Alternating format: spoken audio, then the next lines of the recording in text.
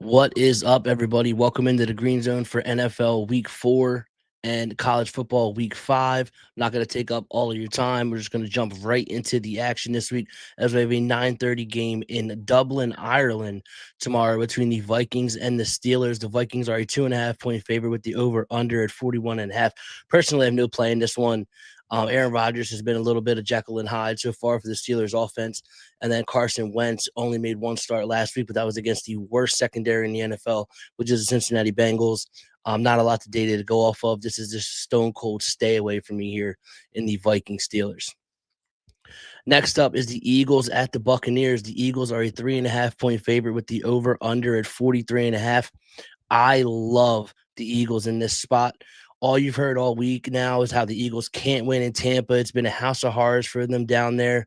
But what people leave out is how injured the Eagles have been in those last two games in those losses against the Buccaneers.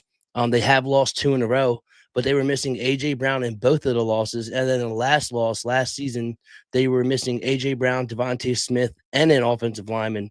When the Eagles have gone into Tampa healthy, they've come away with the victory. And Tampa themselves this year are the ones dealing with cluster injuries. Most importantly to Mike Evans, the Tampa Bay wide receiver number one. And yes, they are going to get Chris Godwin back this week, but I'd be shocked if he's going to get a full game workload in his first game back. That being said, I think the Eagles have a big chance to win this one going away. I love the Eagles minus 3.5 in this one. Next up is the Chargers at the Giants. The Chargers are a 6.5-point favorite with the over under at 43.5. I personally don't have a bet in this one. It's Jackson Dart making his first career start in the NFL, and the Chargers defense has been playing pretty well this year. But then you get the Chargers going cross-country, crossing multiple time zones, traveling from LA to New York in this one. And historically, teams crossing multiple time zones have been affected. And the Chargers, you're basically asking the Chargers to play at 10 a.m. their time. And so I'd rather just sit on the sidelines and then just see how Jackson Dart looks in his debut. So no bet on the Chargers Giants for me. Titans at the Texans. The Texans are a 7.5-point favorite with the over under at 39.5. This is a game, another one I have absolutely no interest in. The Titans have no redeeming qualities whatsoever, and the Texans offense has been completely lost this season. I'm going to need the Texans to figure it out before I'm going to put some money on them. So it's a pass for me in the Titans-Texans. Next up is the Commanders at the Falcons. The Falcons are a 1.5-point favorite with the over under at 43.5. I will be extremely surprised if Jaden Daniels plays tomorrow in this one, just based on listening to Dan Quinn's press conferences and like stuff he was saying this week. And if that's the case, getting the Falcons at 1.5 is going to be super valuable because I think once the news officially comes out, you can expect this line to at least go up a point, if not two. Terry McLaurin is also going to be out for the Commanders in this one. And this is a team that already was lacking weapons. I mean, you have Terry McLaurin and Deebo Samuel, but you can't expect consistent performances out of them on a week-to-week basis. Now, Michael Penix, the quarterback of the Falcons, was absolutely brutal last week. But he has a track record of showing that type of performance is more of an anomaly and not something you can expect to be the normal out of him. So I want to go ahead and get ahead of this number. Give me the Falcons minus 1.5 versus the Commanders. Saints at the Bills. The Bills are a 14.5-point favorite with the over under at 47.5. Now, look, I've been saying all year that this Saints roster might end up being one of the worst in NFL history, not only this season. That being said, this spread is really out there. I don't love betting double digits in the NFL, and I probably still would consider doing it with the Bills, but they're dealing with multiple injuries to key players on defense like Matt Milano and Ed Oliver. So I just can't back the Bills here at this big of a number in an NFL game. But also, I don't think there's a situation I could ever find myself in to where I would ever back the Saints this season. So it's a pass for me in the Bills Saints. Next up is the Browns at the Lions. The Lions are a 10.5-point favorite with the over under at 44.5. It will be Lions or nothing for me in this one. But this number got pushed out past to where I found value. So it's personally not a bet for me. But if you're going to bet this game, it's going to be the Lions or nothing. That being said, the Browns defense is very good this year, but this offense has been absolutely abysmal since 2023. If you remove the games that Jameis Winston started for the Browns, they have gone 16 straight games without scoring at least 18 points. The Browns defense is good, as I mentioned, but the Lions have enough skill players that I think they can be able to take advantage and score some points on this Browns unit. If 9.5 ever pops back up, which I don't think it will, then I'm going to be in on the Lions here. 10 is my buy point where I pass or play on. So if 9.5 pops, jump on it. If not, right now, I would lean Lions, but it's just not a valuable number anymore for me. Panthers at the Patriots. The Patriots are a 5.5 point favorite with the over under at 42.5. This Panthers offense just isn't good, guys. Bryce Young finished the year strong last year and they upgraded their weapons, but this is just not a good offense. They did nothing against the Jaguars week 1. Week 2, they didn't score until garbage time. And then last week against the Falcons, yeah, they won 30-0, but it was a pick six, and the defense was putting them in opportune situations the entire day. The offense still did not look that great. Now, the Patriots' defensive line is a strength of their team, and I think they're going to get the better of the Panthers' O-line in this one. And the Patriots on offense clearly have the better quarterback in this matchup, and they should have success against this Panthers D with Trevion Henderson, Ramondre Stevenson, Stephon Diggs, and the other weapons they have. That being said, I don't think it's going to take too much for the Patriots to be able to cover this number. So I'm going to take the Patriots minus 5.5, and I'm also going to be on the under 42.5 in this one. Jaguars at the 49ers. The 49ers are a 3.5 point favorite with the over under at 46.5. Now, I think the Jaguars can have success in this one against the 49ers on the ground with Saleh, the defensive coordinator for the 49ers. He likes to run 2 high safeties and leave a soft box to run into. So I do think ETN and Tashil Bouton can take advantage of a soft box. And Jaguars also have been very good against the run this year. And the 49ers' entire offense is predicated on establishing the run and then opening up the play action and the pass off of that. So I don't know if they're going to be able to do that as successfully as they're used to in this one. That being said, I just think the Jaguars are a bad football team. I just like the matchup that they have in this one. I don't know if I'm actually going to get into a bet, but I would lean the Jaguars plus the 3.5 in this one. Next up is the Colts at the Rams. The Rams are a 3.5 point favorite with the over under at 49.5. Colts and Daniel Jones have been a great story this season. They are really working their motion and play action concepts with a lot of success so far. But I do think the more teams get tape on them, because Daniel Jones' offense is entirely new. We're only in week 4 of it. So I do think the more tape that teams get on it, the less success Colts are going to have as the season goes on. And this Rams defense continues to be underrated, in my opinion. They have an absolute game wrecker in Jared Verse off the edge. And then they don't have any stars in the secondary, really, but they do have a solid unit in the back end of that defense. And I think the Colts are a good overall football team, but they're being priced as if they're like one of the elites. And I just don't see that here. I like the Rams minus 3.5. That's going to be a bet for me. Ravens at the Chiefs. The Ravens are a 2.5 point favorite with the over under at 48.5. I want to, and I still might end up betting the Ravens, depending on what injury news we get out of Baltimore tomorrow. The Ravens are dealing with some big injuries on defense, and that's a unit that was already abysmal so far this season. But I just don't know if the Chiefs are a team capable of taking advantage of that. The Chiefs want to be able to run the ball, especially with the lack of weapons outside. And Pacheco and Kareem Hunt have just been terrible this season. They are going to get Xavier Worthy back in this one, but it remains to be seen if he's going to get a full workload in this one. They might just try to ease him back into that offense. If the Ravens get good injury news come tomorrow, then I am going to end up being on the Ravens. But right now, it's just a pass for me with how banged up the Ravens defense is looking like on the injury report. Bears at the Raiders. The Raiders are a 1.5 point favorite with the over under at 48.5. The Bears have figured it out. Caleb Williams has arrived.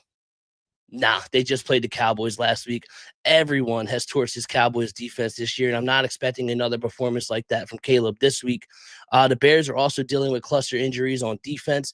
While the Raiders are not supremely talented, they are healthy. Like Michael Mayer, the backup tight end for the Raiders, I believe is the only player of note that even has any type of injury designation. And the Raiders also, they want to run the ball, which they haven't been able to as a staple of Pete Carroll's offense. They want to run the ball, haven't been able to this year, but the Bears are a bottom 5 team in terms of defensive run success rate this season. So I do think the Raiders are going to be able to have success on the ground, which will open up the play action and allow more room for Geno Smith to operate downfield. I really like the Raiders in this one. Give me the Raiders minus 1.5 against the Bears. Packers at the Cowboys. The Packers are a 6.5 point favorite with the over under at 46.5. I've been staring at this game all week because honestly, everybody's down on the Cowboys. I wanted to try to find a way to bet them, but I don't see where there's a path to success for this Cowboys offense. They're facing one of the best pass rushes in the NFL, and they're going to be missing multiple offensive linemen on an already lackluster offensive line when it was fully healthy, and also going to be without their number one wide receiver, CD Lamb, in this one. The Packers offense shouldn't have much trouble, as we just saw. The Cowboys defense get absolutely torched by Caleb Williams and then gave up over 400 yards passing to the fossil Russell Wilson 2 weeks ago, who's now on the bench with how bad he's been. He still threw for 400 yards against this Cowboys defense. I just don't see how the Cowboys honestly keep this one close. They shouldn't be able to stop the Packers at all. And I don't see how they have success on the offensive side of the ball with no CD Lamb to go to and offensive line injury against this Packers D line. Now, moving on to Monday Night Football, the Jets at the Dolphins. The Dolphins are a 2.5-point favorite with the over-under at 44.5. This Jets defense is absolutely brutal this year, and they just keep adding guys to the injury report daily, it seems like. The Bucs last week were missing Chris Godwin, and Mike Evans left the game early with an injury, and they still walked up and down the field against this Jets defense. The Dolphins, while you can hate on Tua as much as you want, they do still have Tyreek Hill, Jalen Waddle, Devin Achane. I mean, they got weapons galore. They're more than talented enough to be able to score on this Jets defense. And my bet in this game is going to be the Dolphins team total over 23.5 in that one. You can get that from minus 114, as you'll see coming up here when I put out my red hot locks. And then the final game of the week is the Bengals at the Broncos. The Broncos are a 7.5-point favorite with the over under at 44.5. Right now, personally, I do not have a play on this game. The Broncos have shown me nothing to where they should be over a touchdown favorite against anyone. I get it is Browning starting at quarterback for the Bengals, and they just gave up over 40-plus points to a Carson Wentz-led Vikings team. That being said, the NFL is a week-to-week league. You can't really base it off of what we saw a week ago unless you get more data down the line. I can't trust the Broncos at over a touchdown. Maybe I'll get there depending on the injury report come Monday. But for now, it's a pass for me. Now, for my red hot locks for college football here, first one up is going to be Penn State minus 3.5 against Oregon tonight for a half unit. I think Penn State is a big mismatch on the ground. Oregon struggles in their defensive interior, and the run concepts that Penn State likes to run is exactly where Oregon struggles to defend in this one. Obviously, Drew Aller is going to have to make some plays at quarterback for the Nittany Lions. But that being said, I do think Penn State is going to be able to run the ball and control the clock against this Oregon defense. And on the other side of the ball, if you're going to play Oregon, if you're going to have success against Oregon, you have to have players who can tackle in space. And Penn State does that at an elite level. King, their safety is a top 20 tackler in the country. And then they also have two other guys in the secondary who are graded as in the top of the country as well when it comes to open space tackling. I just think Penn State matches up really well here at Oregon. So I'm going to lay the 3.5 with the Nittany Lions at home in a whiteout game also. Can't understate that. Now, the second college football red hot lock today is Georgia, Alabama over 54.5. And I'm doing that one for 2 units. Look, maybe I'm missing something here, but I have this total at over a full touchdown, almost a full touchdown more than what the market has it listed. And I know it's crazy to say in a game that's featuring Georgia and Alabama, but both of these secondaries are leaky. Marshall and Austin Peay were able to hit 5 explosive passes against this Georgia defense earlier this season. That's almost embarrassing coming from those two schools. And then Bama has allowed 4.4 points per drive against every team that has crossed the 40-yard line. They're giving up points on almost damn near every drive if a team's able to cross the 40-yard line. I'm expecting a bunch of points in here. Like I said, maybe I'm missing something that is over 54.5, but I have this almost a full touchdown higher. I'm putting 2 units on Georgia, Alabama over. And then my last one of the day for college football is Washington plus 8.5 against Ohio State for a unit. Between QB Damon Williams and running back Jonah Coleman, Washington dominates teams on the ground with their zone read concepts. And Ohio State has played nobody since the opening week game against Texas. That being said, they did win, but go back and look at that box score. Texas absolutely beat their ass on the ground in that one. Arch Manning was just terrible for 3 quarters. They also have a freshman quarterback for Ohio State, Julian Sayin, who's going to be going on the road here in his first ever tough environment. And Washington also likes to play cover one, single high safeties. And Sayan has his lowest passer rating against single high safeties. I think Ohio State is on upset alert. I love Washington plus 8.5, but I would not be shocked if Washington wins this game outright tonight.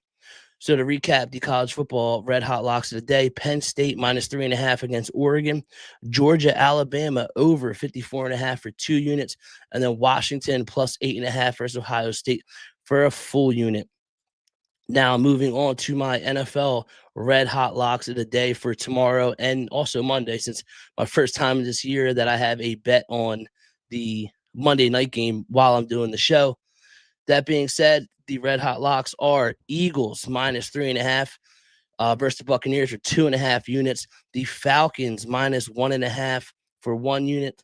The Patriots minus 5.5 for a half unit. The Patriots Panthers under 42.5 for a half unit. The Rams minus 3.5 for a full unit. The Packers minus 6.5 for 2 units. And the Dolphins team total over 23.5 for a full unit on Monday night. I'm going to let that keep scrolling. If you guys missed the analysis on why these are my red hot locks of the week, I just went through every NFL game. You can just rewind the show after. Show is always available all week on YouTube if you want to check that out. And then if you've missed my logic on why, like I said. So that being said, we're going to close out the show as always with my parlay of the day for the NFL tomorrow. And that is going to be 3 legs, 1 unit plus 612. It'll pay. We're going to be the Eagles minus 3.5, the Rams minus 3.5, and the Packers minus 6.5. So that was all my red hot locks, college football today and NFL tomorrow and Monday, and then my NFL parlay today for tomorrow. So that's going to do it for me. As always, thanks for watching. Best of luck and bet responsibly. And I'll talk to you next week.